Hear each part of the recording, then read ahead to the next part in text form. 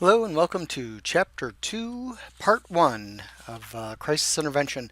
Today we're going to review ethics, law, some legal issues, as well as other professional issues. So to begin with, we need to think about what is the purpose of ethics? What is the need for ethics?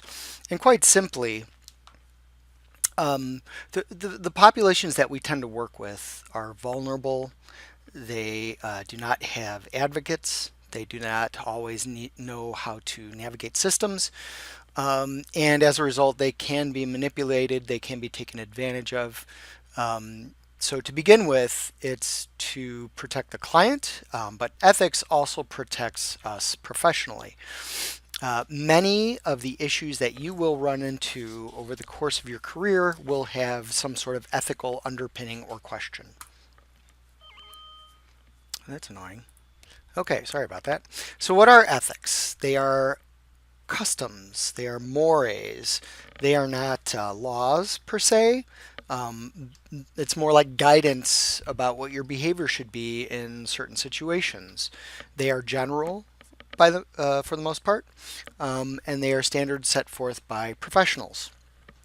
The one thing that you typically find across, if it's NASW or APA or NOHS, one of the things that you tend to find across those human service agencies is this idea of non-malfeasance. Non-malfeasance. That's do no harm. That's typically one of the bigger things that you'll see throughout ethical guidelines for the professional organizations. Now, what's the difference with that in law? They sometimes overlap. However, there are not legal penalties for behavior that is unethical, unless, of course, it stretches into established law. For example, and I use this in child welfare to trick people a little bit, there is a mandated reporting law which requires that a social worker or anything from a human, a counselor or a therapist, is required to report suspected abuse to authorities. And it's punishable if you don't, with fines or time in prison, things along those lines. Nice stuff. So the example I tend to use is like you're sitting in the backyard, having a nice day, grilling out with your family.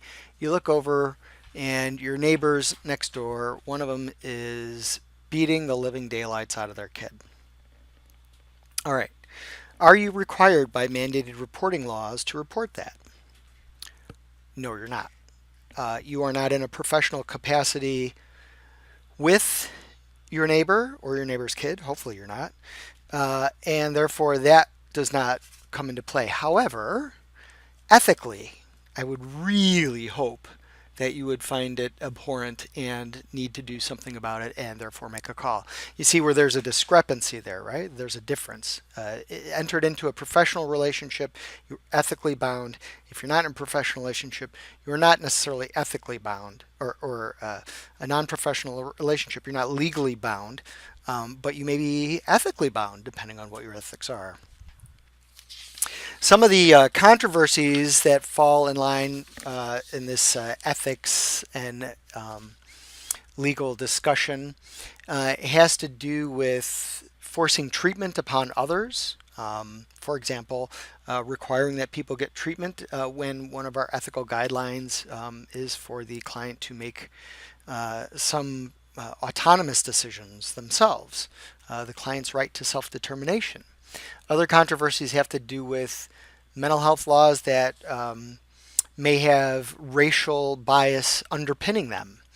And really, all this has to do with is finding the best client's rights legislation. And that can also vary from state to state.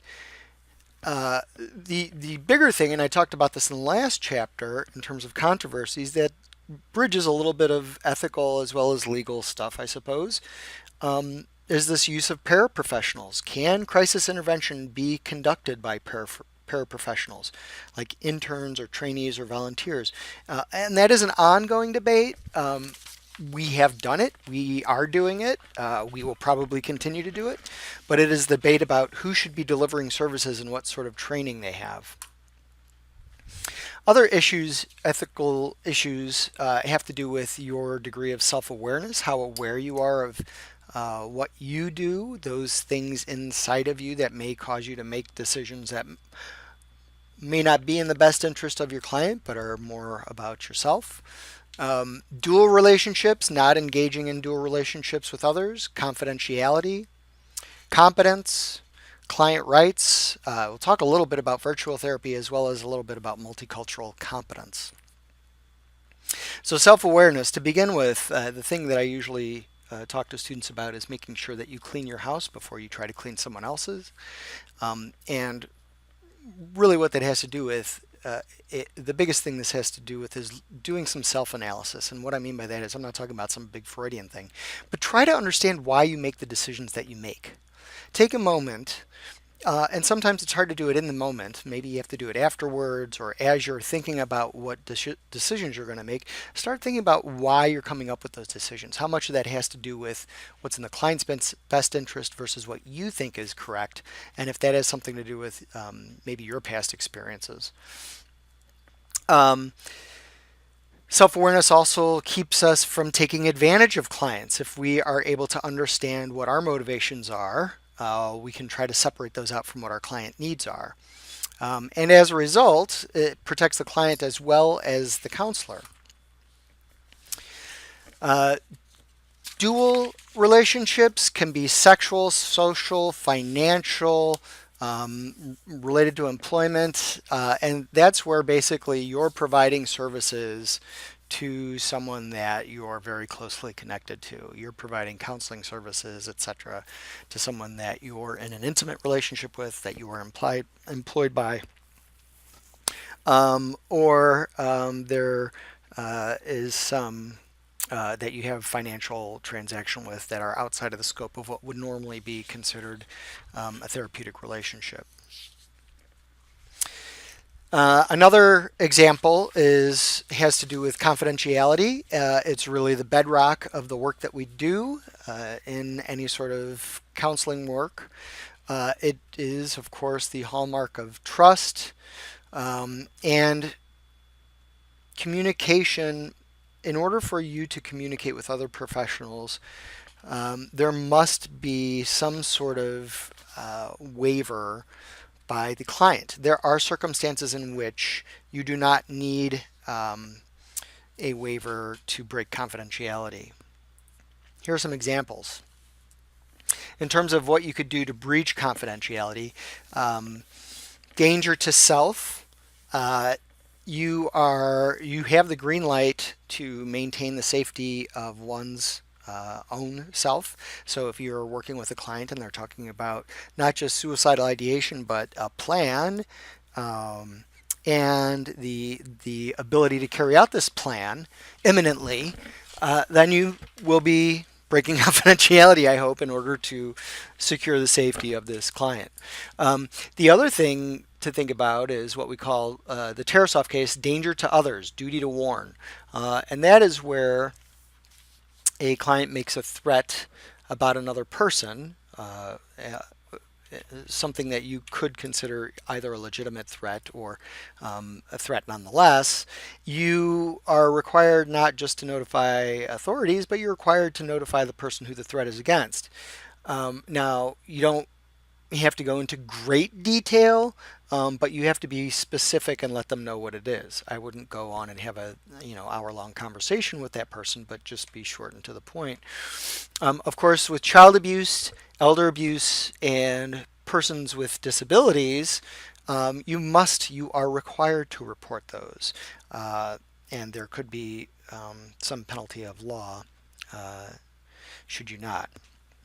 With regards to the Patriot Act, you must report as well if somebody's talking about terrorist activities.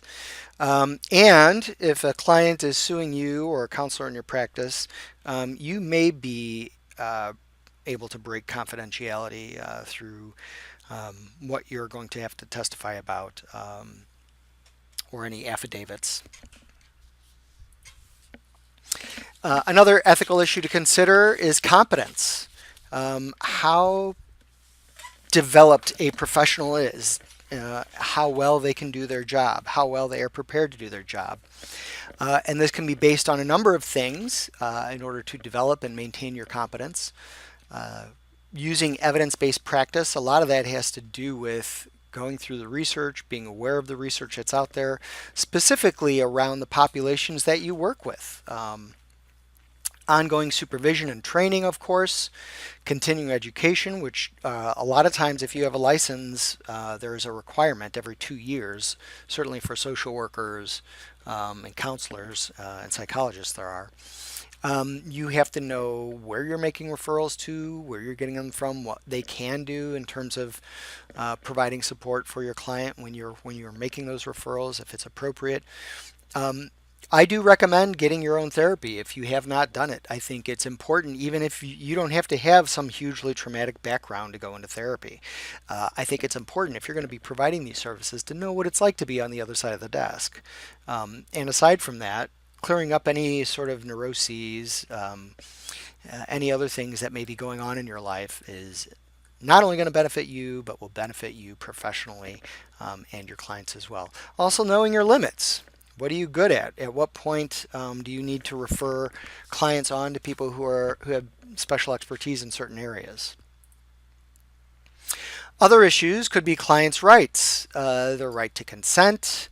There are concerns that come up, of course, about risks and benefits, fees, qualifications of the counselor, as well as termination rights, termination meaning ending the counseling, and other issues that are very muddy right now because it's in development and there's a lot of stuff out there about this is the virtual or e-therapy world.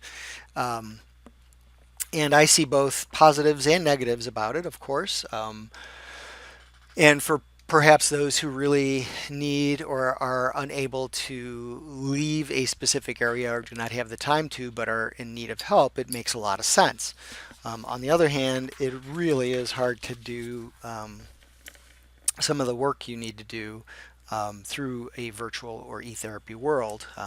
Not to say that it's not doable, especially for those of you who are taking online classes, you see what it's like, but there is a difference. Hello, welcome to Chapter 2, Part 2 of Crisis Intervention. This section we pick up on cultural competence and specifically areas around culture, change, adaptation, etc. Okay, so let's first talk a little bit about this whole developing cultural sensitivity. So whenever I work with folks who are coming from different backgrounds, I always make sure to do some research. I also let them know that I am certainly no expert, and that way they are my teacher, so that I can be aware of the things that are important to them and their culture and their belief system and their practices. And so you really have to try to make yourself be aware of things. It's funny, we've gotten into this whole like politically incorrect approach as if that's like some good thing. And I don't really get it in that if the idea of being politically correct means that you are trying to be sensitive to other people's feelings, other people's space in the world, I don't understand how that's a bad thing. So, just my two cents. So, multicultural competence to me is something that's ongoing, requires being able to be flexible and challenge oneself, admit bias. And those are tough things for people to do because people don't like to admit they're wrong and don't like to admit they have bias. Um, Now, as a mental health provider, as a human service worker, uh, the biggest thing that you can do is to be flexible, be open, be aware that there's so much out there that you don't know, that you don't even know you don't know. And that's okay.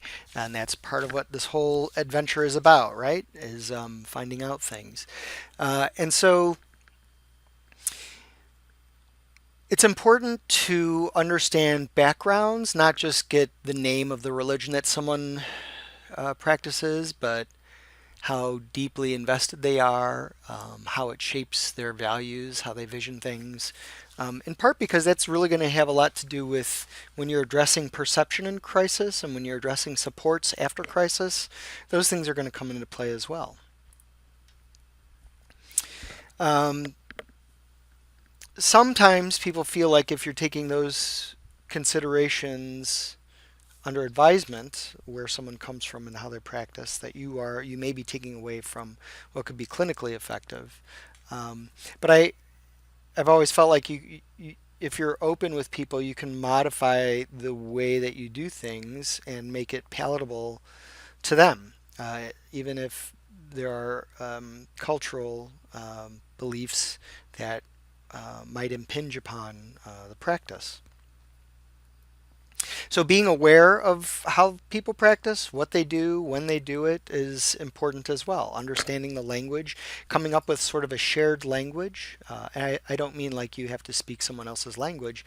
I mean that more metaphorically, like that you understand if someone's talking about a hijab, you understand what a hijab is and the significance of it and the meaning behind it. And not just that, not just what it means to the religion, but what it means to that person, because that's a very personal and deep thing as well. Two of the things that we need to break down when we're talking about this idea of culture is etic versus emic. Etic are behaviors and traditions that exist in almost all of us, regardless of race, ethnicity, or culture, whereas emic are behaviors and traditions that are particular to a specific group. Um, so when we think about working with people with other values and belief systems and cultural upbringing, and they're in the midst of crisis, and we're trying to maintain some sensitivity to that, I think the key to this is what are we helping our clients to be more like or less like? And that this should probably have less to do with us and our view and more to do with their view, and what is acceptable to them, where they come from, and not where we come from necessarily. Uh, Culture is conveyed through language, beliefs, rituals, customs, relationships, dynamics in the family system, and it's how one understands themselves in relationship to the world around them. It determines what's appropriate and not appropriate. It's identity, it's one's self. To say that we should not be familiar or sensitive to how others see themselves is at a minimum narcissistic, as if we are better. So, what if I told you that there was a place where you could travel to, and maybe not even that far, where they cut the foreskin off of the male's penis before the male is a week old? What if I told you that at the same place, once a year, everybody dresses up as fictional characters and go from house to house asking for candy? Or a place that treats time as if it's money? Or that the individual is more important than the family system? Right? There are cultural beliefs and practices that are part of our Western culture that may look very unusual to others. One of the things you need to think about as you go into this work is what your cultural backdrop is, what your practices are, how those influence or shape what you do, and if those practices or belief systems would impinge upon others' belief systems. And that's sort of the one of the tricky things that we have to do as well. The remaining parts of the text are sort of like I don't know, a compilation of some generalized features that you find in certain populations. Now, this doesn't always apply person by person or family by family, but it's more of a generalization within a culture about things that may be important to that culture. And I'll just kind of go through these. You can read these on your own. There's more detail in the text about everything from what is important about families. So what's interesting, one of the things I have in here is about this Ataque de Nervios, which is kind of interesting. In the DSM, we have in the past put down cultural specific conditions that maybe don't rise to the level of a diagnosis, but can be found specifically in certain cultures. And this particular one appears almost exclusively among Hispanic clients. The condition is much more prevalent in females than males, and the symptoms include uncontrollable screaming, uncontrollable crying, inability to move, fainting, loss of memory. It shares symptoms with panic attack or phobia. However, panic attacks tend to occur in situations that are not inherently frightening, and a phobia is defined as an irrational fear of something specific. Ataque de nervios is generally triggered by a situation that most people would consider frightening. However, the severity of the reaction is much worse than most people experience. In African American families, you tend to find more emphasis on religion. They have acculturated to mainstream values, forced, as you should rightly note. There is something very clear among all of these, and that is that there is racism that is dealt with daily, and that also shapes people's worldview on how the world is to them and how their fellow man is to them. Asian Americans. This slide's a little messed up. Family structure is incredibly important. The family name is incredibly important. We don't go around sharing personal information because it could bring shame to the family name. There's respective elders. The GLBT community, we still know, as much as we've made in terms of advances for people feeling comfortable in their own skin in society, we've made advances, yet there are still many, many problems with folks who are coming out in terms of the societal pressures, how they are viewed, how they are treated. They maintain, the adolescents in particular, adolescent gay, lesbian, transgender, bisexual kids have a high rate of suicide, especially if they are in areas or in family systems where there is not the kind of support necessary to help someone acclimate and become themselves and be more like themselves. An experience of hate crimes. There can be real big conflicts with regards to religion, in particular because of some of the teachings that come out of some religions about how you treat people depending on who they love or who they're attracted to. And homophobia is still a big part of our society. This ends the second part of Chapter 2.